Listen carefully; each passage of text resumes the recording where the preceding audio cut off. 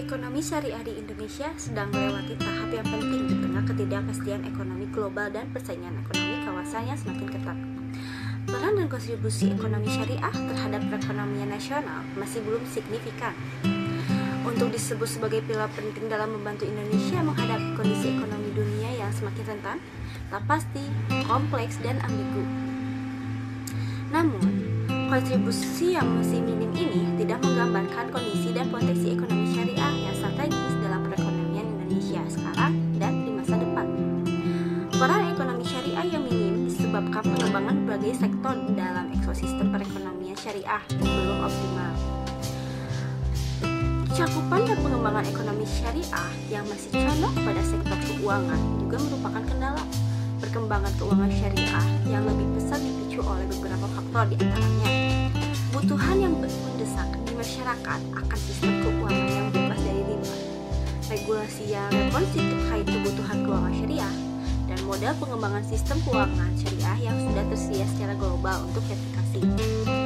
Master Plan Ekonomi Syariah ini merupakan upaya pemerintah Republik Indonesia dalam semua pembangunan Komite Keuangan Syariah Nasional atau disebut KNKS. Fungsinya untuk mendukung pembangunan ekonomi syariah Indonesia. Dokumen dan seluruh tahapan dalam penyusunan merupakan upaya untuk meningkatkan peran berbagai sektor ekonomi syariah dalam pembangunan nasional. Selanjutnya, pengertian ekonomi syariah. Ekonomi syariah dalam master plan ini diartikan sebagai sistem ekonomi yang berlandaskan prinsip-prinsip Islam atau syariah. Cakupannya adalah seluruh sektor perekonomian yang ada, baik keuangan maupun sektor real. Sistem ekonomi syariah juga harus memberikan manfaat atau masalah yang merata yang berkelanjutan bagi setiap elemen dalam perekonomian. Pengertian ekonomi syariah dalam dokumen ini mengacu kepada Global Islamic Economy Report 2013. Ini merupakan seri laporan global mengenai kinerja perekonomian negara muslim dunia. Berdasarkan laporan tersebut, Islamic Economy diartikan sebagai sebuah sektor inti perekonomian beserta ekosistemnya yang secara struktural dipengaruhi oleh gaya hidup konsumen dan berbisnis sesuai dengan nilai-nilai Islam. Definisi ini konsisten dengan yang diajukan oleh ekonom. Menurutnya, sistem ekonomi syariah adalah konstruksi teoretikal dari sistem ekonomi industri yang pelakunya mengikuti ajaran Islam. Selanjutnya, ruang lingkup ekonomi syariah. Cakupan ekonomi syariah sangat luas. Apapun di aktivitas ekonomi yang berlandaskan Al-Quran dan Sunnah serta yang dilakukan oleh umat Islam secara benar dan komprehensif merupakan aktivitas ekonomi syariah. Aspeknya bisa dikembangkan meliputi keuangan, filantropi, dan sektor real secara luas. Karakteristik utamanya adalah bebas dari elemen riba, ketidakpastian, dan judi. Dengan kata ini, adalah ekonomi yang halal. Fokus utama implementasi pengembangan ekonomi syariah adalah sektor real, terutama yang berpotensi dalam meningkatkan pertumbuhan ekonomi secara nasional. Secara lebih spesifik, yang dipilih adalah sektor produksi dan jasa, terutama yang sudah menetapkan label halal sebagai diferensi dari produk lain. Produk halal adalah barang atau jasa yang terkait dengan makanan, minuman, obat, komestik, produk kimiawi, produk biologi, produk rekayasa genetik, serta barang gunaan yang dipakai, digunakan, atau dimanfaatkan oleh masyarakat yang telah dinyatakan halal sesuai dengan syariat Islam. Kemudian, proses produk halal adalah rangkaian kegiatan untuk menjamin kehalalan produk yang mencakup penyediaan, bahan, pengolahan, penyimpanan, pengemasan, pendistribusian, dan penyajian produk dalam Undang-Undang Nomor 33 Tahun 2014 tentang jaminan produk halal. Selanjutnya, latar belakang dan kondisi ekonomi syariah.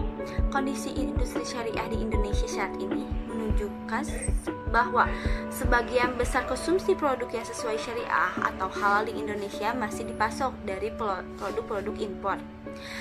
Pasokan produk halal yang diimpor untuk memenuhi kebutuhan permintaan dalam negeri juga secara tidak langsung mempengaruhi neraca perdagangan Indonesia yang saat ini terus mengalami peningkatan defisit. Hal ini berarti industri halal Indonesia yang memegang peranan penting untuk dapat menekan defisit neraca perdagangan dengan membesarkan sisi produksi industri halal.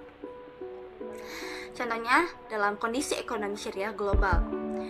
Makroekonomi global terdapat 3 indikator utama yang digunakan dalam analisis makroekonomi global, yaitu indikator aktivitas global atau Global Activity Indication yang mencakup peningkatan produk domestik bruto atau PDB atau GDP grown, kemudian perdagangan dunia, dan inflasi global atau global inflation. Secara umum, ekonomi global sedang mengalami critical recovery dilihat dari kondisi keuangan global, kebijakan moneter yang akomodatif, Consumer Confidence Index yang meningkat, serta penguatan harga berbagai komoditas. Meskipun demikian, proyeksi pertumbuhan ekonomi cenderung menurun lebih jauh. Indikator kedua yaitu perdagangan global. Pertumbuhan volume perdagangan global dalam 5 tahun terakhir mengalami tren yang positif, 3% sampai 5%, meskipun terjadi penurunan pada tahun 2015 dan 2016. Sementara itu, proyeksi pertumbuhan volume perdagangan global 2019 dan 2020 berada di angka 4%, atau lebih rendah dibandingkan pertumbuhan pada 2 tahun sebelumnya. Indikator ketiga adalah inflasi global. Selama 5 tahun terakhir, inflasi yang terjadi berada pada angka 1-2% Bank Dunia dan 2-3% IMF. Angka tersebut cenderung lebih rendah jika dibandingkan dengan proyeksi pada 2019 sampai 2020 menurut World Economic Outlook, yaitu 3,36 sampai 30%.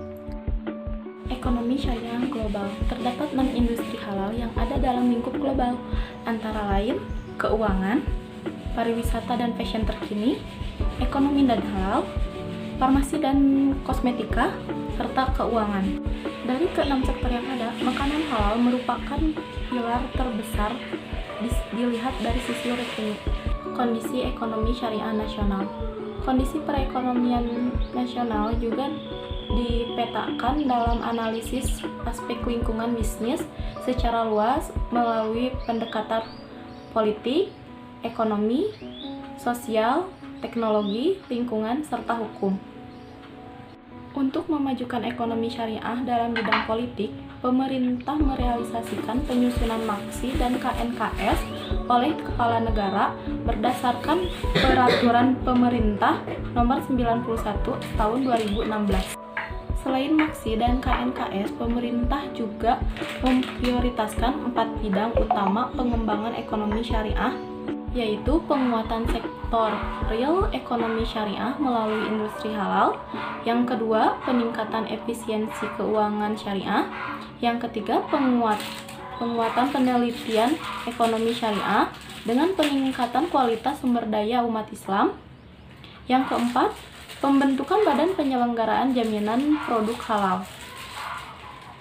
Dalam sektor ekonomi sendiri, Indonesia merupakan negara yang tingkat konsumsi produk halalnya tertinggi, yaitu sekitar 17 triliun US dollar, yaitu dari total pengeluaran makanan dan minuman halal global sekitar 1,303 triliun US dollar pada tahun 2017.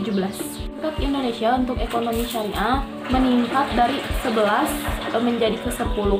Hal ini didorong oleh peningkatan pada peringkat makanan halal.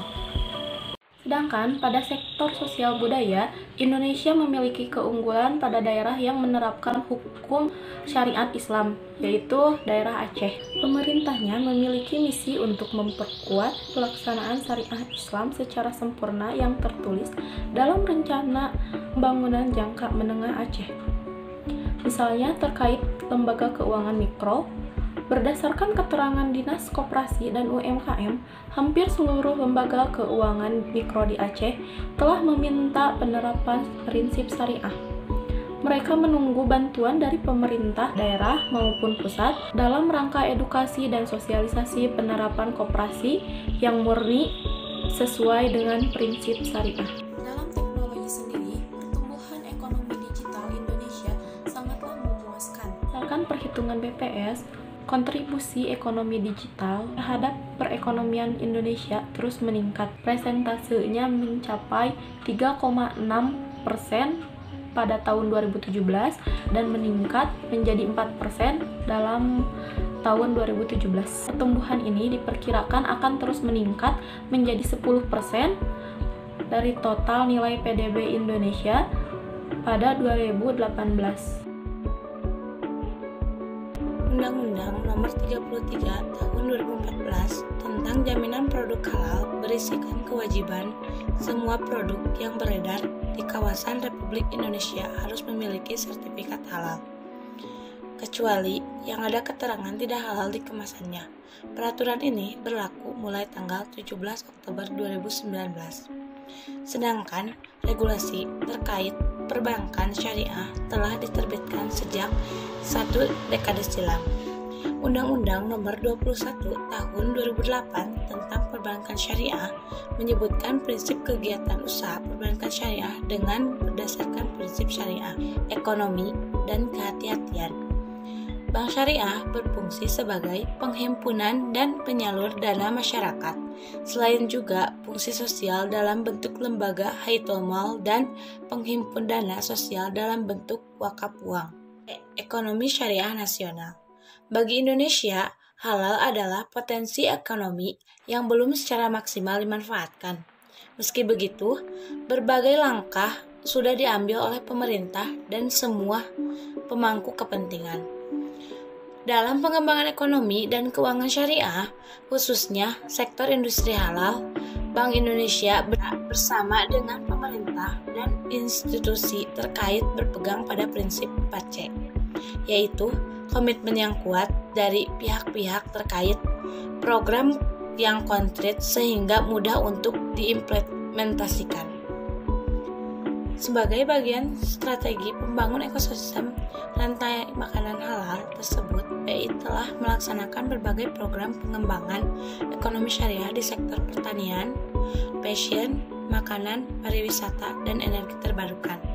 Sementara itu, MUI dengan Lembaga Pengkajian Pangan, Obat-obatan, dan Kosmetika berperan sebagai lembaga otoritas sertifikat halal. Kondisi ekonomi dan potensial pengembangan ekonomi syariah. Pertumbuhan ekonomi saat ini menjadi tolak ukur dalam pencapaian pembangunan ekonomi nasional maupun daerah. Pertumbuhan ekonomi daerah di Indonesia tercermin dalam angka produk domestik regional baru dan laju pertumbuhan PDRB. Data tersebut telah disediakan oleh Badan Pusat Statistik secara berkala sehingga dapat menjadi acuan melihat kinerja masing-masing wilayah dalam level provinsi. Indikator lain untuk melihat kinerja perekonomian yang juga mencerminkan kesejahteraan daerah adalah PDRB per kapita. Potensi pengembangan ekonomi akan potensi industri halal juga mempertimbangkan potensi daya tarik wisata halalnya. Dalam pengembangan industri halal, Master Plan Ekonomi Syariah diantaranya mencakup sampel beberapa daerah yaitu Aceh, Sumatera Barat, Jawa Barat, Jawa Tengah, Yogyakarta, Nusa Tenggara Barat, Sulawesi Selatan, dan Kalimantan Selatan. Untuk yang selanjutnya yaitu metode penyusunan Master Plan Ekonomi Syariah Indonesia. Yang pertama, diskusi. Yang kedua, wawancara mendalam dan koordinasi visit. Yang pertama, diskusi, yaitu pengumpulan data dan informasi. Melalui cara ini diselenggarakan di Jakarta dan berbagai kota lain, seperti di Aceh, Padang, Yogyakarta, Surabaya, Mataram, Makassar, dan Banjarmasin. Pelaksanaannya melalui 2 tahap. Yang pertama ada FGD Jakarta tahap 1, FGD Daerah tahap 1. Yang kedua ada FGD Jakarta tahap 2 dan FGD Daerah tahap 2. Yang pertama, FGD Jakarta tahap 1. Pada tahap ini, FGD bertujuan untuk mengumpulkan data dan informasi awal dalam penyusunan strategi Master Plan Ekonomi Syariah. Kegiatan ini dilaksanakan untuk masing-masing klaster rantai nilai, keuangan Islam, UMKM, ekonomi digital, serta ekosistem Master Plan Ekonomi Syariah. Yang selanjutnya, FGD daerah tahap 1. FGD di berbagai daerah sampel serentak bertujuan untuk mendiskusikan potensi pengembangan ekonomi syariah pada provinsi dari masing-masing kota tersebut serta daerah sekitarnya. Hasil yang diperoleh diantaranya adalah gambaran kondisi terkini ekonomi syariah daerah, rencana pembangunan ekonomi syariah daerah, termasuk peluang dan tantangannya, serta identifikasi awal sektor potensial untuk masing-masing daerah.